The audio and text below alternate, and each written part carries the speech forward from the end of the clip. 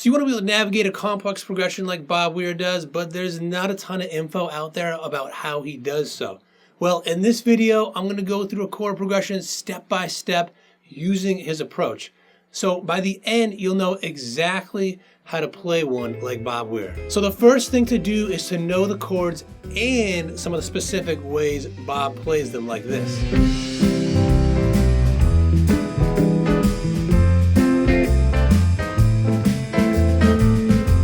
So we're using Mississippi half step for an example throughout this video, and specifically I was listening to what he was doing on the studio version.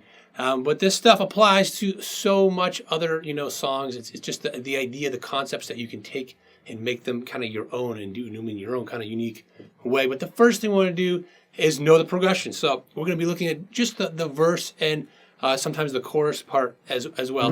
So it starts off with C, and then we've got E7, F, A minor, F, and then it goes real quick, C, G, D7, G7, and the second time it goes to F, and it goes E, E7, then it kicks into the chorus that we'll look at more later. But we want to know specifically what kind of voicings would Bob typically play. He wouldn't be strumming it open like that, right, typically?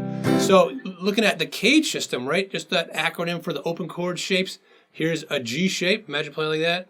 Imagine playing it like this. Move it up. Here's G, here's C. So that first one right there, playing at that shape, but it's really just playing these three, right? So it's like actually just a triad, right? Here's a C triad, here's the first inversion, and you can play it here. So he's playing just those notes right there, right? Then the E7 like this, right? And then the F like this. It's in the C shape, right? Here's our C, F in the C shape, A minor, back to F.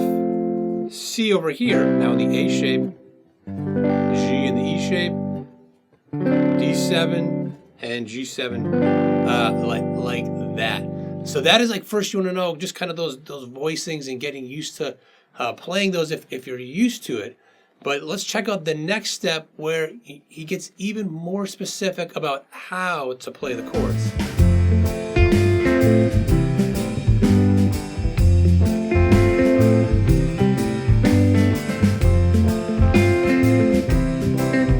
So looking at the chorus part, we've got A minor for a while, and then it goes up to F, to C, to G. But again, not just playing, F, C, G, and not even just playing, the full chords F, C, G, something like that here, but specifically playing F like this, right? And it's like a triad here. This is also a triad. We're kind of putting two together, so then we have C, just these three strings, and that is a C in the first inversion triad, right? So tri just meaning three. If you don't know what a triad is, just a three-note chord. It's like the building blocks of chords. And then G over here, but just playing these three here. That's a root position G. So you've got your F. You can play the whole thing like that, or just play those three, and then a C first inversion, and then G root position, and that gives you a real way to connecting the chords, very specific. So it's getting not only a specific voicing, a certain way of playing the chord, but whittling it down to just three notes and specifically how those three notes are played. But there's another thing he does with the chords that is even more specific. Let's give a listen to that.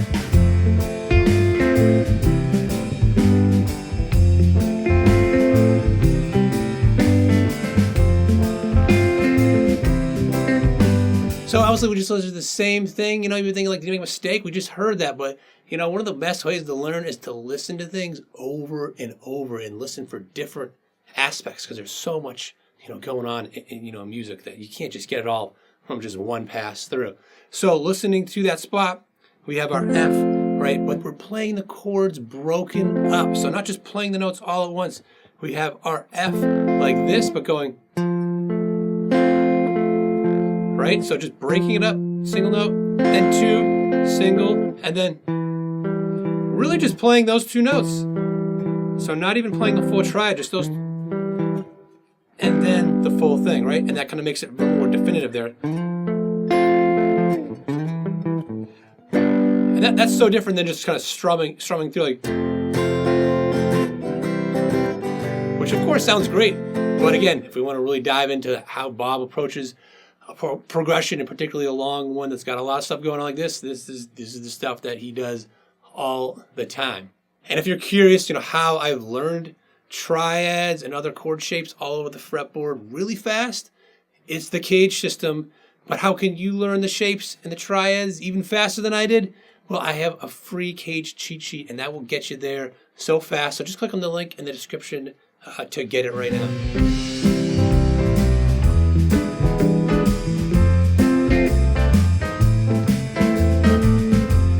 So something he does all the time is add the minor third and then just going usually to the major third, usually right away, sometimes just hammering onto it too. So there's some different examples here, like right here on this E7, right?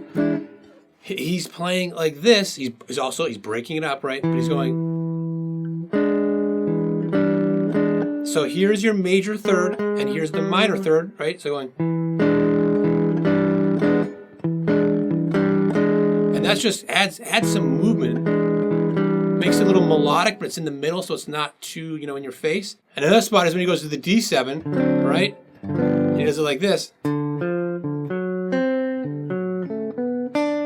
So going right to that minor third, and then there's that major third. So,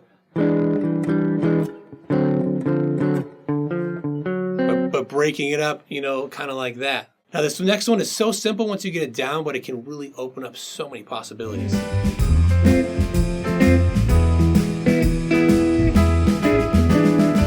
this happens at the end of the verse going into the chorus where we're going over F, E, E7, but of course he's playing it up here, F, E, E7, and then specifically just playing.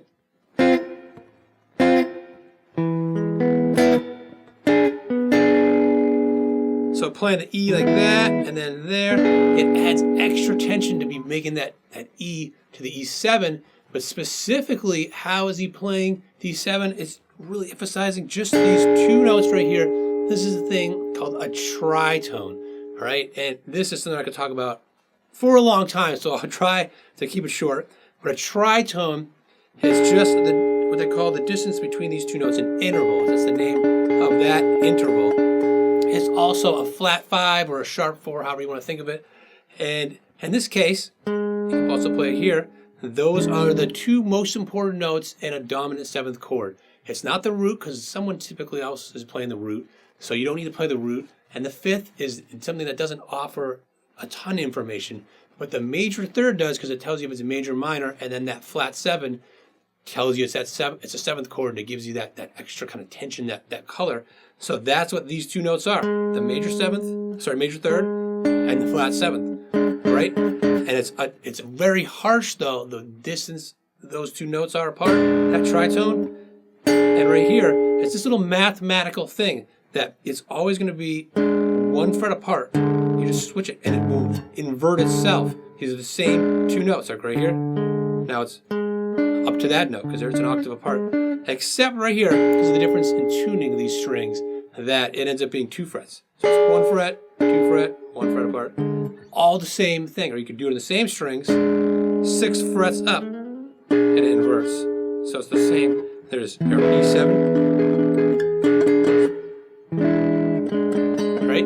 And so he's emphasizing that by just doing that right there. And it works really well on the middle 2 strings or these 2 strings. Just the kind of the timbre of those strings works really well, and it's something that can be really useful for playing rhythm and moving things around and being more melodic without playing these big chords, especially when you're playing in a big band setting, like literally playing in a big band, jazz big band, or a band like The Dead, where there's a lot going on, and you don't want to be playing big chords, all the time. So to get that dominant 7th sound, tritones are such a great way, and there's so much more I could talk about that, but we'll stick to just that. Tritones for the 7th chords, and with, Bob's playing, it's not all about chords.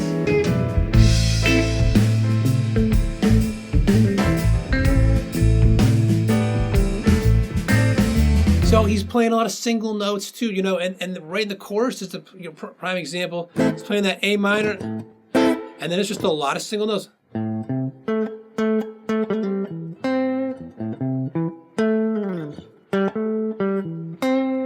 And that just lends itself perfectly into the boom, now hitting the chords. You know, that whole part there. And then also, you know, a spot I really like is that first ending of the verse, the D7 to G7, playing it all just single notes, but outlining the chords there, that doing that minor third thing again, right? And then, you know, it's going like this, outlining that down a seventh, and you think he's going to do it again, but then he goes to here to lead. It's like going to scale, leading to the major third of the G7, and then the fifth. So it's the third and the fifth of these chords. That's it. He's playing just those two notes and playing them one at a time, and that's all you need. You know, you don't need to play the whole thing, and it really opens things up so that he's being super melodic and just working in with the band so smoothly, you know. And there's a certain way that he sometimes plays chords that really brings them to life.